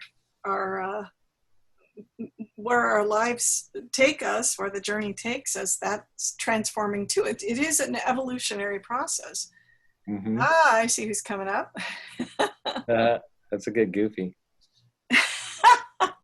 Oh, I missed the ears. Matt, do we have any other questions? Yeah, we have one from Whitney who wants to know what is something that even experienced artists do to keep improving on themselves? Well, I mean, this just popped in my head, but failing. It's something we don't talk about a lot, but if you're not failing, if you're not trying something new, and challenging yourself, and we may not post it on Instagram, by the way, but if you're not trying something new and getting and pushing yourself, then you're not growing. And if you're not growing, you're dying. And that really is, as blunt as that sounds, that's true in animation and in art in general, is that you have to be pushing yourself constantly to grow. And Tony and I guess you could say we could sit on certain laurels of, characters like Tony drawing Kronk here. But like, I guarantee that this pose that he's drawing right now, he hasn't really done before, Yeah. And so it may be a character he knows really well, but even then it's like, okay, but am I going to do a new story pose and a new pose or a new expression or even new hands that I've never drawn before and push myself at least a little bit here? And then there's the more drastic version of that, like I was saying, with like creating a whole story and telling a new story. Like when I posted that thing on Mermaid recently, I really, like, the drawing part of it wasn't the scary part. I was kind of like, okay, I think people will like the drawings. But what I really wanted to hear was, how did they respond to the story? Did they either think it was funny, or were they into the characters, and did they want to read the next one? And that was my biggest reward, was to have people react to that. And again, that was because I was challenging a new side of, something I don't normally do. Tom or Tony, anything on that? What was the question again? Sorry. Matt, you want to repeat the question? How do you grow as an artist? How do you continue to grow, or how do you challenge yourself? Or do you? Yeah, I mean, I think it's important that we're always challenging ourselves. Like Tom said, I'm drawing a Kronk that might be based on a Kronk that I've a sad feeling or something that I've done before, but never in this pose, and to do it live like this. I mean, that's why I'm so sketchy, I think, is that I'm just concentrating more on being fast instead of being accurate. So there are emotions that I'm feeling of being like nervous or anxious about how it's turning out. I would feel that way even if people weren't watching at home, and I would still want to challenge myself, I guess, because I think that's where the payoff comes from. I used to see even a guy as talented as James Baxter. I know when he would draw Rafiki for people, it was always the same pose of Rafiki. And I kind of picked up on that with my Pumbaa. If somebody wanted me to do a Pumbaa drawing, it was always pretty similar pose, and it still is, because it's something I can get done, and feel pretty comfortable about drawing it well. But it's not as rewarding as when I do a drawing that's more of a one-off that I haven't drawn before, because then I'm really stretching and growing, even in these characters that I designed and did a long time ago. I'm still trying to figure them out in a lot of ways, by continuing to draw them and grow. I'm ready to animate Kronk again, I guess is what I'm saying. Let's go. Well, I think you'd have some eager viewers. If you could each, and as we wind down, Matt, I want to double check if we have any more questions there, and then I think we're going to sadly have to wind this down because it sounds like Tom has to get back to work. We all have to have you play. Any other questions, Matt, that you have from our? I think we're good. Awesome. Well, it's been such a joy having you guys share your time and your talents and your experiences, and to be able to open it up to a live forum. I hope that our viewers and listeners have enjoyed it. If you could each encapsulate your secrets to longevity in one word or a simple sentence, what would it be? Granola. No. Yeah. Being regular. Bran muffins. There you go. We both went the same direction with that. I think it's tenacity. I really do. I think that's the first word that comes to my mind when I think about my career is probably ambition and tenacity. I feel like it's important that you have a certain ambition of wanting to achieve, pushing yourself to higher goals. And that certainly has been my ambition in my career. But then the tenacity to keep going, because times are going to get tough. It's going to be horrible at times.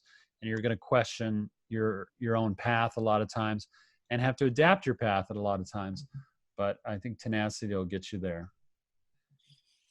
I'm going to try and go a different direction and be really specific, because a lot of people tend to ask, how do I draw better? How do I improve? And so I'll go down that direction. And so this is not necessarily a lifelong thing, but I do find that I come back to this all the time and I forget it all the time. And that is, stay in the sketch phase as long as you can. I think we live in a world with Instagram, where everything is all pretty pictures and paintings and digital, like speed painting on top of that, where we think we have to either be fast or finished looking and all that. And so people are jumping out of the sketch phase way too soon. And I think I need to do that myself, remind myself to say, if I just sketch 80% of the time instead of, and then do the final drawing or the cleanup or whatever you want to call it in about 20%, I'm going to be happier with the outcome than if I do the vice versa. Sketch it really quick and then, I'll figure it out as I go, and start adding color and all that. And I think we're seeing that around the world today, that mentality is starting to kind of fester of, I need to be fast, and it's not about that. Again, what we've been talking about this whole time is it's not a marathon, right? And that's true of your drawing ability and your drawing career, is that it's not a marathon. Take your time, do the research and of whatever you're trying to draw, and then really kind of get into it and do a bunch of different concepts. Don't just do one, So if you can do that, stay sketching more and for longer and with more variety, you're going to go a lot farther. In 2 years, you'll jump ahead. Mm. Yeah. So not so much a sprint, but more of a marathon in applying a wider range of who you are and what you do. Gentlemen, thank you so much. What a great opportunity to pick your brains and peek into the minds of these two top talents. Please, everybody who's tuned in, I want to remind you, you'll be able to find links to both their websites to explore these great books and materials and their podcast. Further information is we've got links on the site for that. And I think we're going to continue. The chat will also continue. I think they're going to send some directions to a different area if folks want to continue on the chat following. Be sure to check out Tony's CTN appearance with Animal Crackers. And let's get that date again, July 24th. Yes, you got Netflix. Mm-hmm. Definitely check it out. I'm so excited about this film. Animal Crackers have a special place in my heart as a kid growing up. So I heard that this story was coming about. I went, oh, brilliant. I love it. So thanks for keeping that magic going. And I want to also encourage folks to stay tuned for further primary sources. We've got a terrific lineup on the page. Take a look. And we're adding more. Sergio Pablo, Don Hahn, Aliki Theophilopoulos, What? PT, yeah. And we've got some more that we are going to be announcing very shortly, so keep checking back. Mm-hmm. And so lots of great future events at CTN coming up this summer, both online this summer and certainly this fall. So keep checking back to ctntickets.com for further information. This is the only twofer, right? Where they got two people for the same price. They paid $7 for me. And Yeah. then, what, $3 4 for for me, Tony. Yeah. Yeah, That would be 3, Tom. Oh, it's 3. Sorry. $10 total. You're all bonus. It's Yeah. all bonus. It's all bonus. So please keep checking back. We're going to have more terrific lineups. You'll find these guys coming back, because the idea here is, as we explore new topics and ideas, we want to bring collective creative minds together. So we're exploring with some panel events and return visits by our great talent. So gentlemen, thank you. You got it. Thanks to our amazing wizards behind the scene, everybody at CTN. Yes, thank you. Hey. Yeah, bravo to all. Very nice. Well, and we got to say a big thank you to Wendy. Let's hear Mindy. Mindy. Thank you, Mindy. Thank you for Mindy. Whoever she is has a lot. I think of Tinkerbell when I think of you, and then I think of Wendy. See, that's the progression. Yeah. I see. I got it. Good. Mindy. Okay, I'll take those. Absolutely. This has been great. Thank you, Tina, too, Price, for yes, putting thank us you, on Tina. to Thank you, CTN CTN. Studio. It's a big love fest. So everyone bringing their best to it. And we hope that this is proving to be a great forum for you, our audience. So spread the word. We'll see you next Tuesday at 11 o'clock. That's Thank you, guys.